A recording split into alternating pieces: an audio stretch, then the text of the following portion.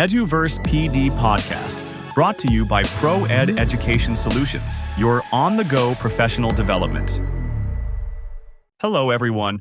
Welcome to another episode of the EduVerse PD Podcast. Today, we're taking a fascinating look at the art of bilingualism with an exclusive interview you won't want to miss. In this conversation, Andy and Liz sit down with Clay Lee to unpack his insights from his latest book, Crucial English: The 7 Principles to Think English the Way They Do. This interview, featured in EduVerse Newsletter, issue 23, explores what it really means to think in another language and how bilingual practices can open new doors for learners around the world. Let's step right in and hear from Andy and Liz.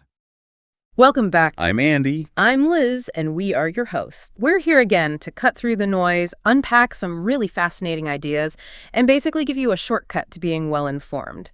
Today, we're diving headfirst into something that's just incredibly crucial for, well, anyone navigating our increasingly global world. We're talking about mastering bilingual communication, and we're putting a sharp focus on English. Indeed. And our source material today is from a really insightful interview with Clay Lee. He's a translator who became an educator, and his approach, it's really shaping how we think about language education, especially for those aiming for, true fluency. Okay, right. Let's unpack this a bit for you. Clay Lee. He's the mind behind Crucial English, the 7 principles to think English the way they do. And his journey is quite something. International conference interpreting, high-level business leadership, plus over a decade teaching across Korea, Finland, Silicon Valley, Vietnam. Wow, quite the range. Exactly. It gives him this uniquely global and I think deeply practical perspective on bilingualism. So our mission for this deep dive is pretty clear. We want to extract Clay's most potent, actionable wisdom, help you move beyond just survival English into what he calls true bilingual communication. We'll zero in on how culture, mindset, and even translation, which is often misunderstood, how they all play these vital roles. So Clay Lee's background, as you said, it's incredibly diverse. Translator, interpreter, business leader, educator. What was fascinating is how these different roles gave him these sharp perspectives on how people actually use language, beyond the textbooks. He tells this great story about being a note taker for a boss. This boss used, for example, all the time. Okay. Like, for example? Well, yes, sometimes. Yeah. But Clay noticed he'd also use it strategically, as a filler, maybe, or to grab attention, pause, and think, even control the conversation's pace. Interesting. These little things, as Clay puts it, these subtle, almost hidden ways language works in real business settings, they taught him so much. It inspired him to really look for patterns, dissect them, and eventually develop the 7 principles.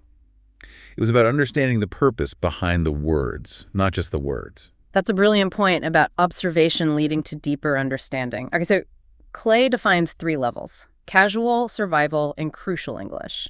Can you walk us through what crucial English really is? What makes it different? Sure. Crucial English, that's the level where your communication isn't just understood, it truly matters. It's where you're building trust, you're conveying credibility, projecting that professional image. Right. Clay shares this really compelling story himself.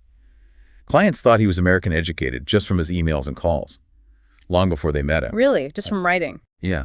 Not because of an accent or anything, but because his written communication was so precise, nuanced, culturally spot on. It commanded respect. And that perception was a huge business advantage, even though he'd never lived in the US or UK.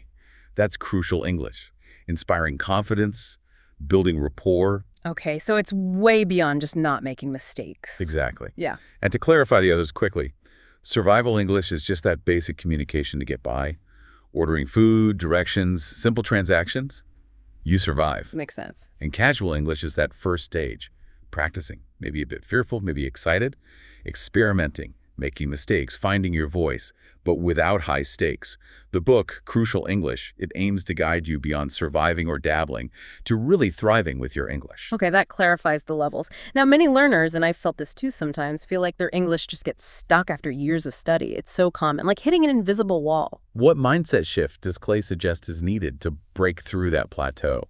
He really pushes back against what he calls the blame game. Blaming yourself, blaming the education system. Instead, he offers a much more empowering view.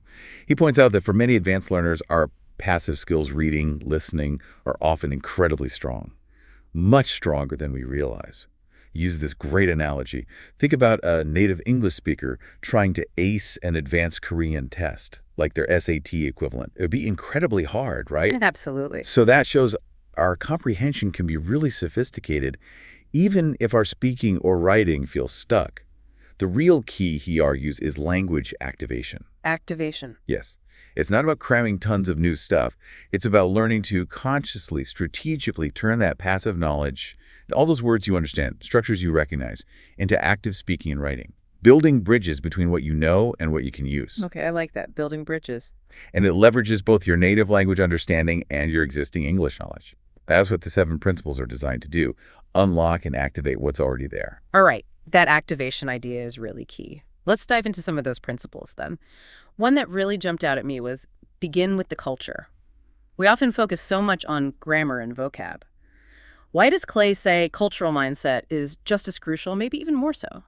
Well, Clay's view is pretty stark. Culture is everything in communication.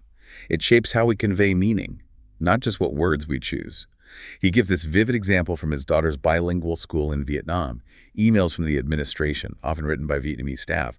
They were incredibly formal, polite, very indirect, lots of what he calls flowery language. Okay. Culturally appropriate there, I assume. Absolutely. Deeply respectful in a high-context Vietnamese culture where meaning is often implied, understood through context and relationships.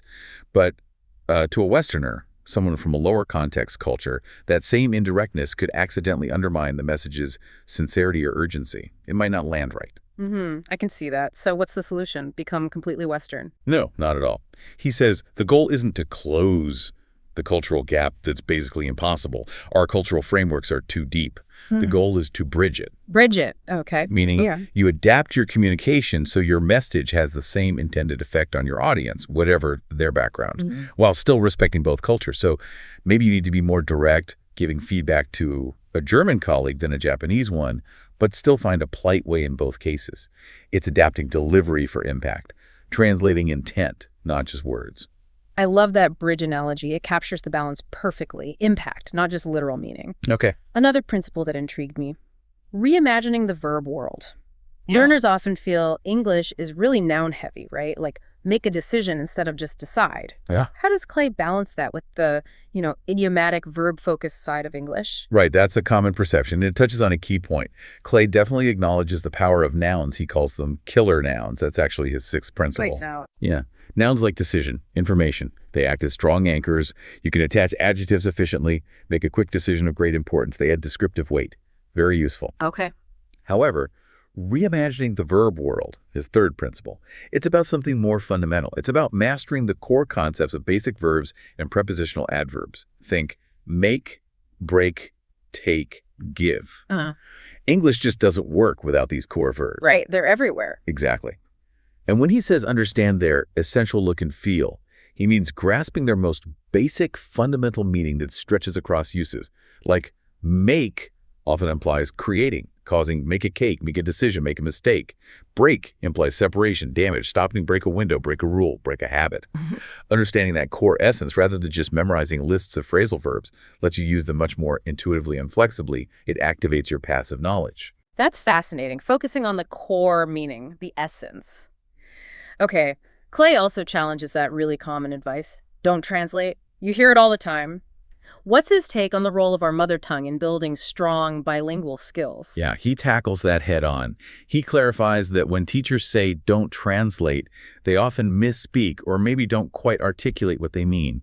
What they really dislike is the result that sounds translated. You know, those awkward, clunky English sentences that just echo the structure of another language. Okay, the unnatural output. Exactly. The problem, Clay argues, isn't the process of translation itself, it's how it's done. His belief is, if we fix the translation process, the English result will naturally get much better. And how do we fix it? By leveraging our native language. He stresses that first, in any communication, you need crystal clarity on the meaning you want to convey in your own language. Your mother tongue is your best tool for that clarity. Once you nail down exactly what you mean to say in your language, getting that meaning across effectively and naturally in English becomes much, much easier. It's about translating meaning and intent, not just swapping words. Like, find the English way to achieve the same impact as a native idiom. Don't just translate the idiom literally. That's such a refreshing perspective. Use your strength to clarify intent first makes total sense. Now, these 7 principles, they're presented as a system, right? Not just isolated tips. How do they actually connect? How do they work together to build full language competence? Absolutely. They're not isolated at all. They form this cohesive roadmap. You can think of it in 3 steps. The first 2 principles, they're about setting a new, higher standard, understanding what crucial English really looks like and why it matters, setting the target. Okay, define the goal. Right. Then the next 2 principles, 3 to 5, including reimagining the verb world and translating right, they're designed to help you break old paradigms. They challenge assumptions, maybe outdated knowledge holding you back, like the idea of 12 English tenses. Many books teach that. Yeah, I remember those charts. But Clay points out that in advanced syntax, linguistically, there are really only 2 fundamental tenses, past and non-past. Everything else, future, perfect, continuous, those are expressed through aspects and modalities, like using will or have. Wow, okay, that simplifies things. It does. It shifts focus from rote memorization to a deeper conceptual grasp. So these middle principles help break down those old, perhaps unhelpful structures. And then the final 2 principles, they focus squarely on how to activate your English, making the most of the passive skills you already have rather than just piling on more isolated facts. So it's a whole system. Set the standard, break old habits, activate what you know. That framework really clarifies how they build on each other, especially that idea of breaking paradigms like the 2 tenses. Okay. Shifting slightly, you mentioned Clay has worked extensively in Korea and Vietnam. Distinct cultures, but maybe some shared characteristics. Did he notice differences or similarities in how learners there approach English compared to maybe Europeans? And how well do the principles work there? That's a good question. He has observed that the 7 principles seem particularly effective. They really resonate for speakers of languages with Chinese roots, and especially for learners from what he calls high context cultures. High context, meaning lots of implied understanding. Exactly, where communication relies heavily on shared context, nonverbal cues, relationships, not just explicit words. Vietnam and Korea definitely fit that description. So why are the principles more effective there? Well, the thinking is that European languages and cultures often share more linguistic structures and cultural assumptions with English. The gap might be smaller. So for those learners, some principles might be less critical. But where you have bigger linguistic and cultural divides, like the directness of English versus the common indirectness in many Asian cultures, the principles really shine. They offer concrete ways to bridge those communication styles, ensuring your message actually lands with the intended impact across those different norms. Interesting. So the size of the gap influences the impact of the method. Makes sense. Now, thinking about educators listening in, what are some practical, hands-on ways teachers could weave these principles into their classes, especially now, with AI tools becoming so prevalent? His advice on AI is quite pragmatic, actually. He strongly advises against just banning AI tools. Oh, really? That's not what you hear everywhere. No, instead he thinks the goal should be improving both the native language and English skills side by side, recognizing they're connected, not separate buckets. And his key practical advice for teachers: encourage students not to dodge translation, but teach them how to translate right. Okay, back to that idea. How would a teacher do that? Well, move beyond literal word swapping. Focus on clarifying the meaning and intent in the native language first. Then work on expressing that meaning naturally in English. For instance, maybe use AI to draft something, but then critically analyze it. Does it really capture the original intent? Is it culturally appropriate? Refine it.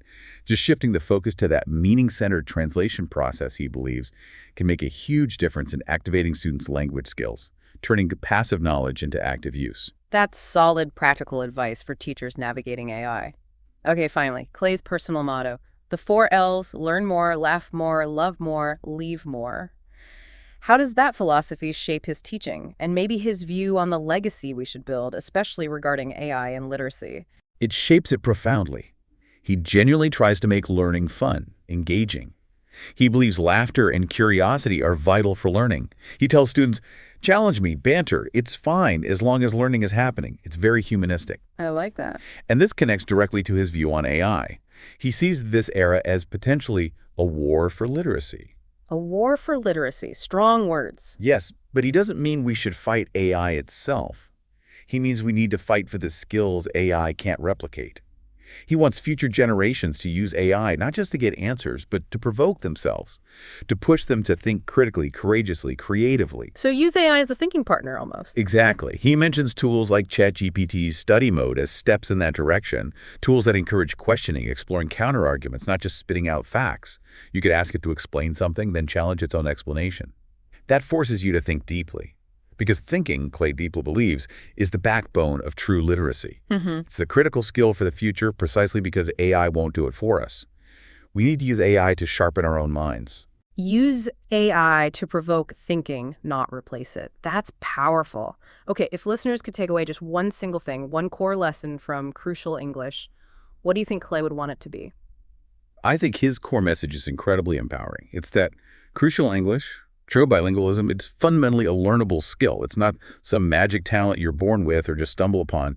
It builds systematically on two things you already have. Yeah. Your native language, for clarity, and your existing English knowledge. Yeah. Everyone has the foundation. Absolutely. It's about unlocking potential. So what does this all mean for you listening right now? I hope has shown that true bilingualism isn't just about more grammar, more words. It's a strategic process. It's about cultural understanding, shifting your mindset to activate what you know, and even rethinking how you use translation. Which really brings up an important question for you.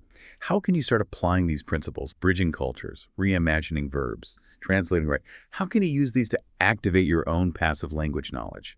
And maybe even more critically today, how can you leverage tools like AI not just for answers, but to genuinely provoke your own critical thinking, your own deeper understanding?